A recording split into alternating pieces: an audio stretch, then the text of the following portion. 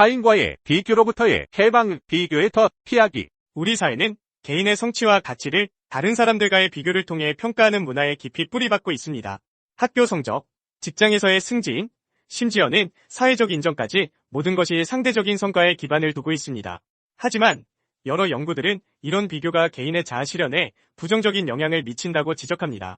심리학자 레온 페스팅어의 사회 비교 이론에 따르면 사람들은 자신의 능력과 의견을 평가하기 위해 타인을 참조합니다. 이러한 비교는 스트레스와 불안감을 증가시킬 수 있으며 장기적으로는 자존감을 저하시킬 수 있습니다. 타인과의 비교로부터의 해방은 쉽지 않습니다. 철학자 랄프 알도 에머슨은 말했습니다. 개개의 성격에는 저마다 아름다운 속성이 들어있고 개개의 인간 정신에는 저마다의 방식이 있다. 이는 우리 각자가 독특하고 대체 불가능한 존재임을 상기시켜줍니다. 자신만의 길을 걷는 것은 타인과의 비교에서 벗어나 내면의 목소리에 귀 기울이고 자신의 진정한 열정과 가치를 발견하는 과정입니다.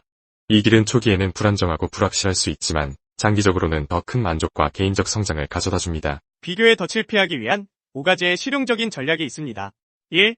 자기인식 강화하기. 자신의 감정, 생각, 동기를 성찰하고 이해하는 데 시간을 할애하세요. 이는 자신의 진정한 욕구와 필요가 무엇인지 이해하는 데 도움이 됩니다. 2. 목표 설정. 자신만의 가치와 목표에 기반하여 목표를 설정하세요. 이것은 타인과의 비교가 아닌 개인적인 진보를 측정하는 기준이 됩니다. 3. 자기 수용. 자신의 장점과 단점을 인정하고 받아들이세요.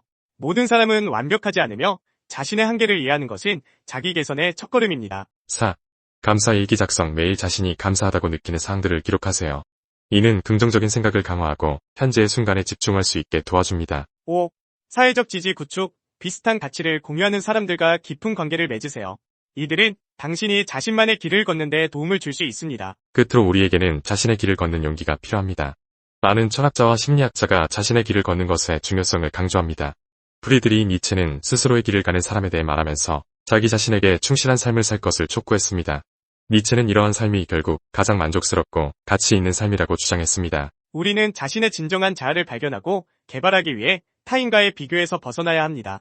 자신만의 가치와 강점에 집중하고 자신만의 길을 걷는 데 필요한 용기와 결단력을 발휘해야 합니다. 이러한 접근은 결국 더 큰 개인적 만족과 성공으로 이어질 것입니다. 이제 우리는 결정을 내려야 합니다. 타인과의 끊임없는 비교 속에서 불확실한 가치를 추구할 것인가, 아니면 자신의 독특한 길을 걷고 진정한 자아를 발견할 것인가. 선택은 명확합니다. 자신의 길을 걸으세요. 그리고 진정으로 원하는 삶을 살아가세요. 남과 비교하는 것은 어리석은 행동이다. 비교의 덫을 피하라. 우리는 타인과 비교하는 사회 속에서 살고 있으며 이는 종종 우리 스스로를 낮추고 자존감을 손상시키는 원인이 됩니다.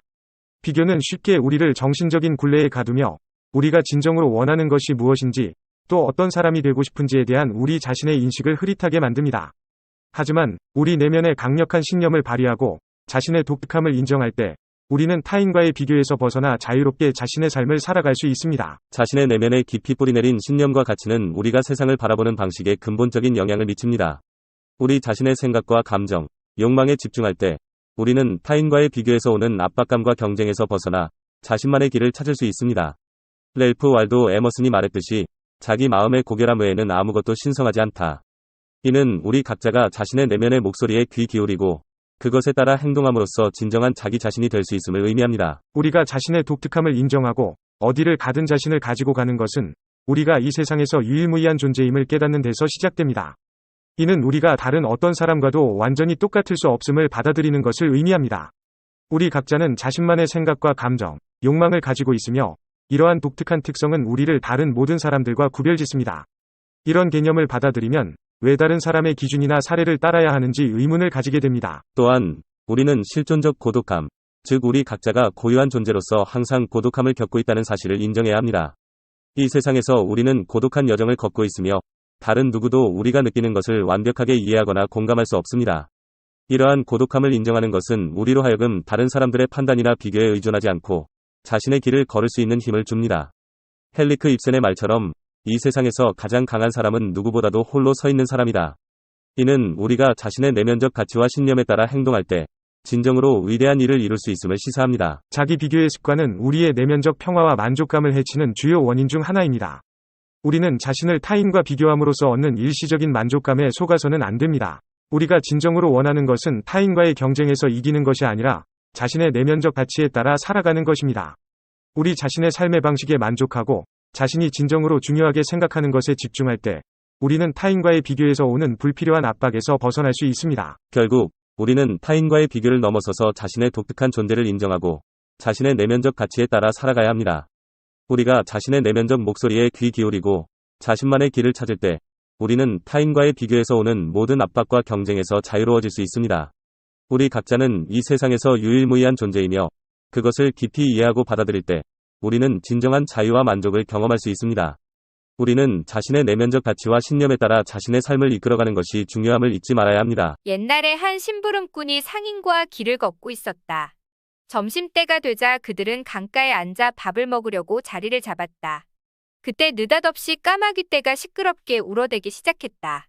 상인은 까마귀 소리가 흉졸하며 몹시 언짢아 하는데 심부름꾼은 도리어씩 웃는 것이었다. 우여곡절 끝에 목적지에 도착한 상인은 심부름꾼에게 삭슬 주며 물었다. 아까 까마귀들이 울어댈 때 웃었던 이유가 무엇이었는가? 까마귀들이 저를 유혹하며 말하기를 저 상인의 짐 속에 값진 보물이 많으니 그를 죽이고 보물을 가지면 자기들은 시체를 먹겠다고 했습니다. 아니, 그럴 수가. 그런데 자네는 어떤 이유로 까마귀들의 말을 듣지 않았는가? 나는 전생의 탐욕심을 버리지 못해 그 과보로 현생의 가난한 심부름꾼으로 살아가고 있습니다.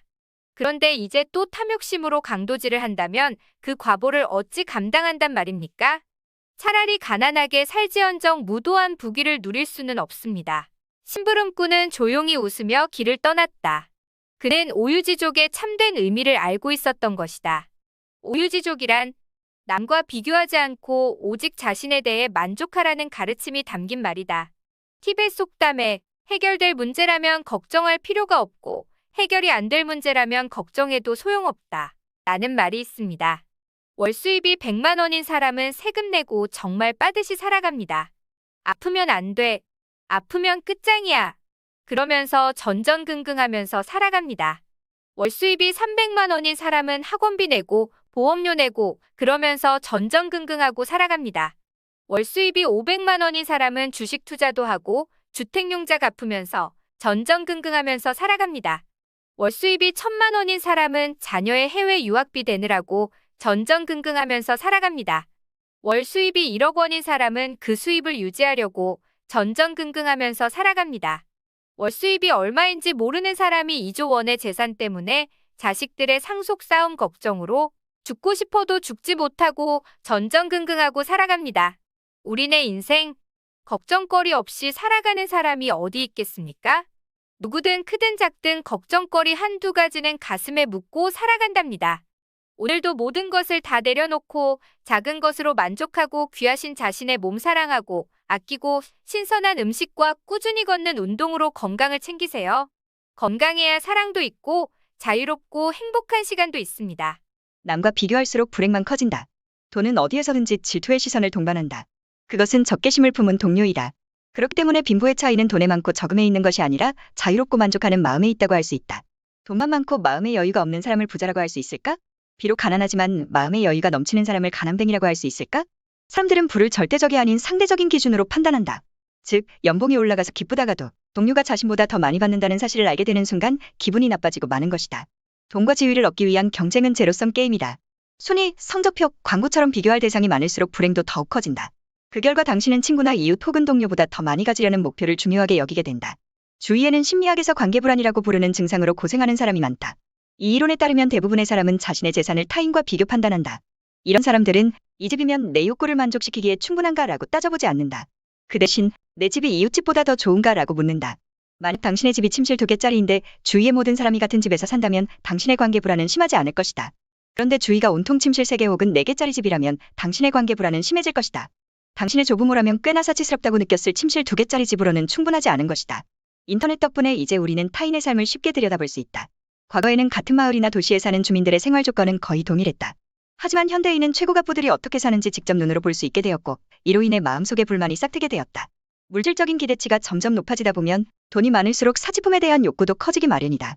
경제적으로 성공하면 가진 것에 감사하는 마음은 어느새 사라지고 아직도 가지지 못한 것에 집착하게 된다. 그래서 돈은 아무리 벌어도 모자라는 것이다.